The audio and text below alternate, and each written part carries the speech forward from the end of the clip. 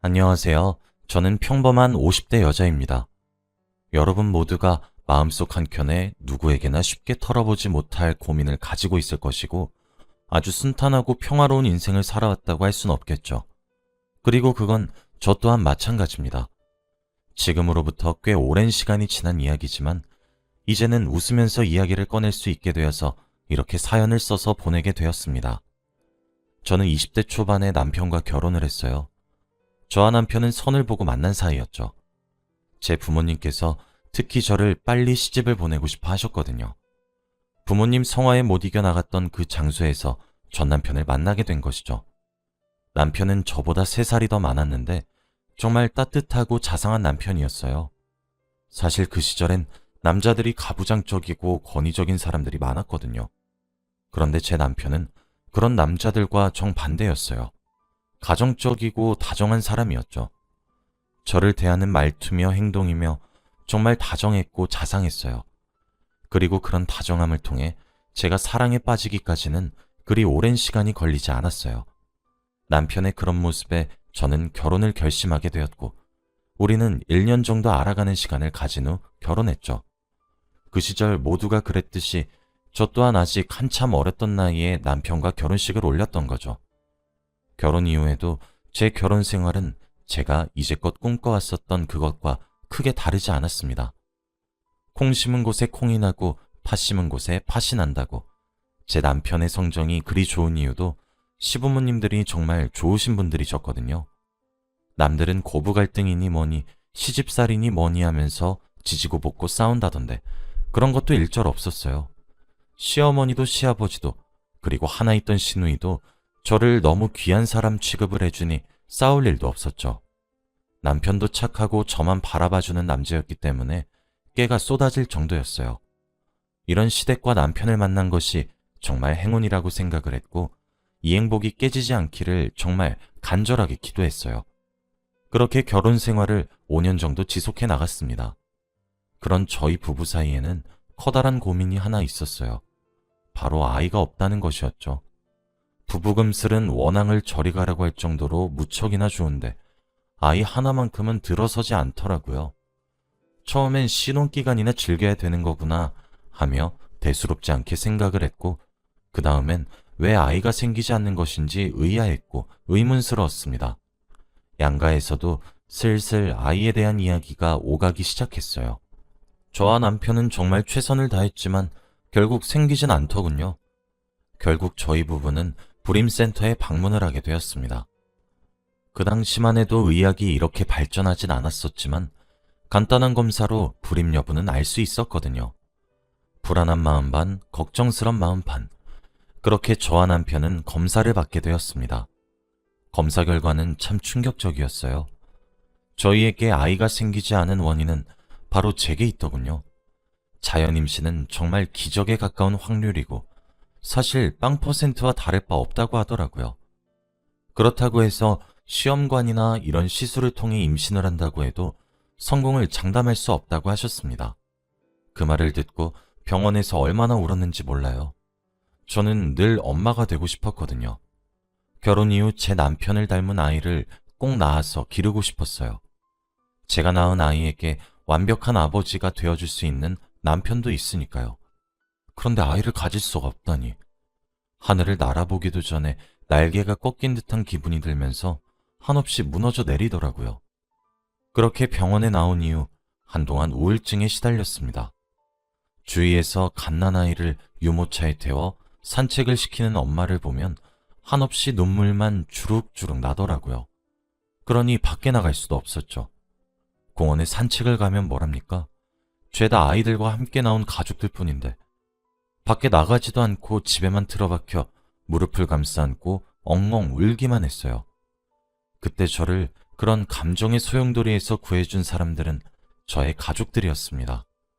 친정이고 시댁이고 상관없이 절 찾아와 괜찮다고 아이 없이 사는 것도 얼마나 좋겠냐며 저를 위로해 주었어요. 사실 친정이야 제가 친딸이니까 그렇게 말한다 치더라도 시댁에서까지 그러니 몸둘 바를 모르겠더라고요.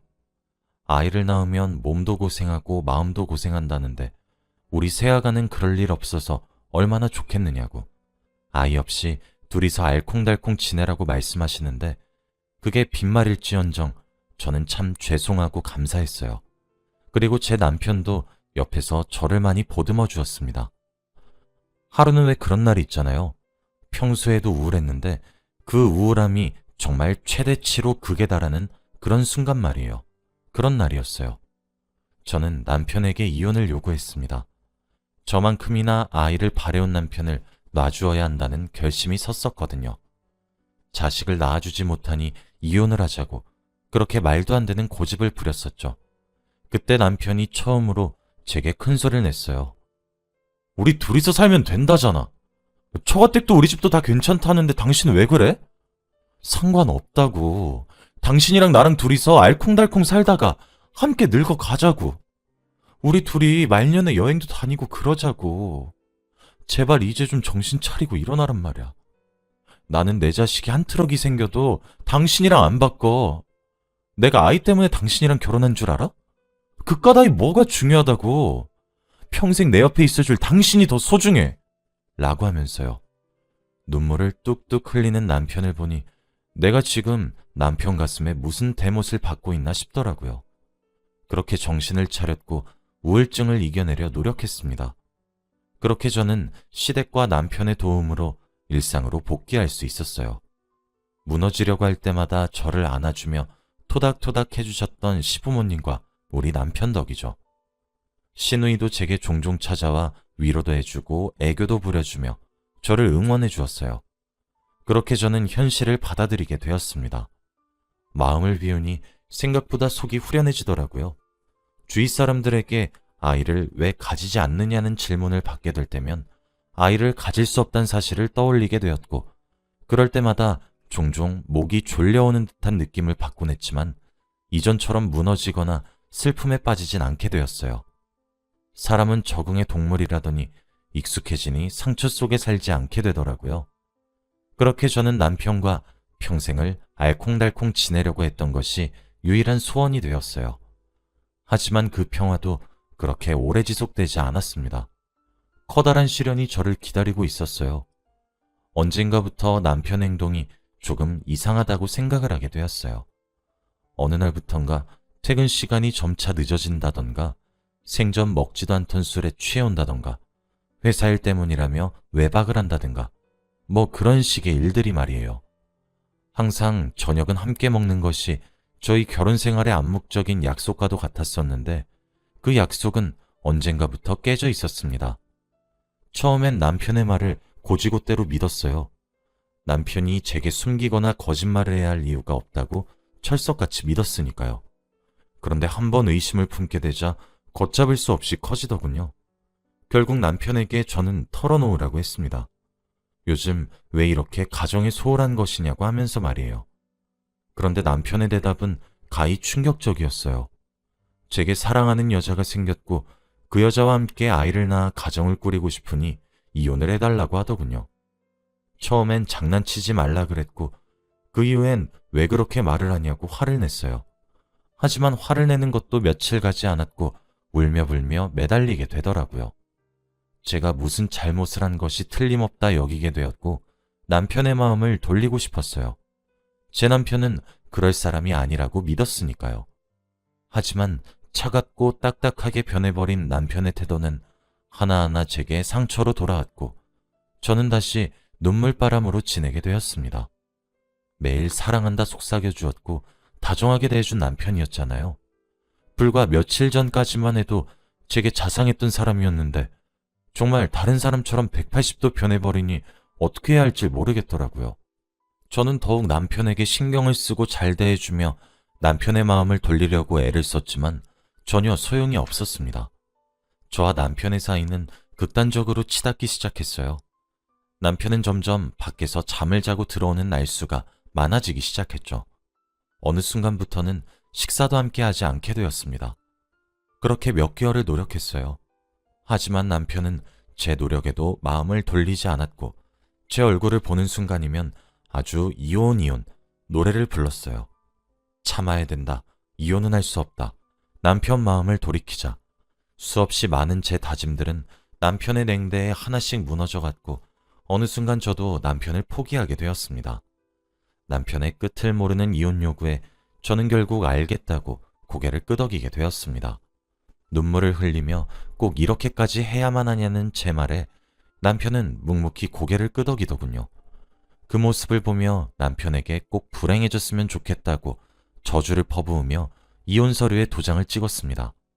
남편은 제 통장으로 위자료 대신이라며 목돈을 보내주고 진명의를 제게로 옮겨줄 테니 더 이상 연락하지 말아달라고 하더군요. 저의 부부 사이는 그렇게 끝나게 되었습니다. 남편은 서류 접수를 자신이 하겠다고 하며 서류를 들고 집을 나갔어요. 차갑게 뒤돌아서는 남편의 뒷모습을 보며 엉엉 울었습니다. 그렇게 며칠이 지났어요. 집을 비우려고 했는데 그놈의 미련이 뭔지 남편과 다시 한 번 더 대화를 해보고 싶었습니다. 남편이 제 연락에 답장하기만을 기다리며 산송장처럼 지내고 있었어요. 그런데 시누이로부터 연락이 한 통 오더군요. 할 말이 있어서 만나고 싶다고 하면서요. 저는 저희 집으로 불렀어요. 그런데 시누이가 하는 이야기가 정말 가관입니다. 저를 보자마자 두 눈에 눈물을 그렁그렁 매달고 들어와서 다짜고짜 저를 붙잡고 엉엉 우는데 어찌나 당황스러웠는지 몰라요. 오열하는 시누이를 어찌저찌 달랬는데 시누이가 진정하고 나서는 제게 그러더군요. 오빠랑 이혼하지 말아달라고, 제발 자기 오빠 좀 살려달라고 말이에요. 저는 그게 무슨 소리냐고 반문했습니다. 그랬더니 시누이가 눈물을 그렁그렁 달고 훌쩍이며 이야기했어요. 알고 보니 남편은 바람을 핀 것도 아니었고 저 말고 또 다른 여자와 두 집 살림을 하는 것도 아니었어요. 남편은 건강검진을 받은 적이 있었는데 그때 몸에 문제가 발견되었다고 합니다. 남편의 간이 매우 안 좋아진 것이었어요. 그리고 그 사실을 제게 숨겼다고 했습니다. 남편이 걸린 병명은 간암이었죠. 초기에 발견한 것도 아니었지만 그렇게 늦은 시기에 발견된 것도 아니었어요. 하지만 항암 치료와 약물 치료의 시기는 늦어버린 그런 때에 발견을 하게 된 것이죠. 수술밖에 답이 없다고 하더라고요. 하지만 수술의 성공 확률도 반반이었습니다. 남편은 시댁에다 이와 같은 사실을 전부 알리게 되었고 저와 이혼을 하겠다고 했다고 합니다. 당연히 시댁에선 뜯어 말렸다고 해요. 그런데 남편이 굉장히 완강하게 밀어붙였다고 하더군요. 아이를 가지지 못한 이유로 제가 그렇게 무너졌는데 혹시 자신이 잘못되면 저는 정말 잘못될 것이라고요. 이 이야기를 절대 저한테 알릴 수도 없고 그냥 자신이 나쁜 놈 하겠다고 이혼하겠다고 했대요. 시댁에서는 계속 반대했지만 남편이 눈물을 흘리며 호소하는 바람에 결국 남편의 고집을 꺾을 수 없었고 시누이에게도 남편이 단단히 입조심하라고 일렀더라고요. 그렇게 남편은 제 가슴에 대못을 박으며 이혼 서류 도장을 찍는 것에 성공했던 것이었고 그대로 법원에 서류를 제출하러 가는 길에 길바닥에 쓰러져서 응급실로 이송이 되었다고 합니다. 그렇게 시댁으로 병원에서 전화가 걸려왔고 시누이가 제일 먼저 오빠가 있는 곳으로 도착했다고 합니다. 그리고 저와 남편의 이혼 서류를 보게 된 것이죠. 시누이도 처음엔 고민을 했다고 했어요. 저한테 진실을 말할지 말지를 말이에요. 제가 얼마나 심약한 사람인지 시댁 사람들 모두가 알고 있었으니까요. 그런데 간을 이식하기에 부모님은 너무 늙으셨고 하나뿐인 동생인 자신은 오빠와의 간이식 적합성 검사에서 적합하지 않다는 결과를 받았고 뇌사자의 간을 기다려야 되는 방법밖에 없었다고 합니다. 그래서 저한테 매달리기로 결정했대요. 자신이 진실을 말해서 오빠가 저를 안 보는 한이 있더라도 자신의 오빠를 살리고 싶은 마음 하나로 말이에요. 전 이런 사실들도 모르고 불행했으면 좋겠다고 아주 저주를 퍼부었던 것이죠. 저는 시누이의 이야기를 듣는 내내 숨을 제대로 쉴 수조차 없었습니다. 믿기지가 않았고 남편도 시댁도 모두 원망스러웠고 죄송스러웠습니다. 제가 약한 모습만 보이지 않았더라면 어땠을까 하는 생각만 들었고 저는 시누이에게 앞장서라고 말했어요. 시누이는 머뭇거리길 잠시 이내 저를 이끌고 남편이 있는 병원으로 데리고 갔습니다. 병실에 누워 잠든 남편을 보며 제가 왜 몰랐는지 이러고도 아내가 맞는지 기가 막히더군요. 옛날과 달리 살이 빠진 남편의 몸과 노랗게 황달이 뜬 얼굴색까지 자신의 몸이 아프다고 이렇게 티를 내는 사람에게 저는 관심이 없던 것은 아니었는지 가슴이 너무 아팠습니다. 제 인기척을 들었는지 눈을 뜬 남편은 저를 보며 크게 놀란 듯 했고 옆에 서 있던 시누이에게 화를 냈어요. 저는 애꿎은 시누이에게 왜 그러냐고 나를 얼마나 매정한 사람으로 몰아붙여야 속이 시원하겠느냐며 남편을 붙잡고 통곡을 하면서 화를 내기 시작했어요. 막상 남편은 제게 알리고자 하지 않았지만 제가 알게 되니 남편도 무너져 내리더군요. 그렇게 한참을 부둥켜 안고 울었고 저는 적합성 검사를 받겠다고 했어요. 남편은 저를 뜯어 말렸습니다. 저까지 위험하게 하고 싶지 않다고요. 하지만 그게 대수였겠어요? 저는 남편에게 내가 죽는 걸 보고 싶은 거라면 계속 이런 식으로 나오라고 으름장을 놓고 검사를 받았어요. 다행히 적합성 검사를 무난하게 통과했고 그대로 남편에게 이식을 하기로 결정했습니다. 다행히 남편이 이혼 서류를 접수하다 병원에 오게 된 터라 법적으로 부부였기 때문에 이식에 지장도 없었어요. 이 소식은 양가에 모두 알려지게 되었고 저희 부모님과 시부모님 모두 저희 부부를 찾아왔어요. 저희 부모님도 걱정을 많이 했지만 저희 남편이 워낙 좋은 사위였고 저를 얼마나 아껴주었는지 알기에 제 이식 결정을 뜯어말리지 못하셨고 제 몸 걱정만 해주셨어요. 시부모님도 자신의 아들을 살리겠다고 하는 며느리에게 차마 하지 말라는 말씀은 못하시고 제 두 손을 잡고 눈물을 흘리며 그저 고맙다고, 저희 부모님께는 그저 죄송하다고만 반복해서 얘기하셨죠. 저도 저희 부모님도 알고 있었어요. 시부모님이 제게 어떤 분이셨는지 말이에요. 그러니 제 결정을 존중해 주셨던 것이겠죠. 남편의 상태가 그리 좋지 않았던 터라 이식을 결정하고 난 이후에 바로 수술 날짜가 잡혔고 수술을 하게 되었어요. 그리고 수술은 대성공적으로 끝이 났죠. 그때 제 나이가 20대 후반이었고 남편이 30대 초반이었어요. 의사 선생님께서도 중간중간 위험한 고비가 몇 번 있었는데 부부들 다 젊어서 긴 수술 시간을 잘 버텨줬다고 하셨죠. 그 이후 시부모님이 제 병간호를 얼마나 애써주셨는지 몰라요. 하지 마시라고 해도 시누이며 시부모님이며 가릴 것 없이 제게 몸에 좋은 것들 다 먹여가며 병간호를 하셨죠. 제가 말릴 때마다 그러시더라고요. 간이식은 간을 주는 사람도 자신의 목숨을 걸고 주는 건데 남의 집 귀한 딸 목숨 걸게 만든 것도 우리들 죄라고, 그러니 이런 것들이라도 제발 하게 해달라고 하시면서요. 그런 말씀까지 하시니 더 말릴 수도 없었죠. 그 후 남편도 몰라보게 건강해졌고 저희 부부 둘 다 건강하게 퇴원할 수 있게 되었습니다. 남편은 그 이후 저와 약속을 했어요. 두 번 다시 이런 힘든 상황이 오면 제게 비밀로 하고 혼자 안고 가지 않기로 말이에요.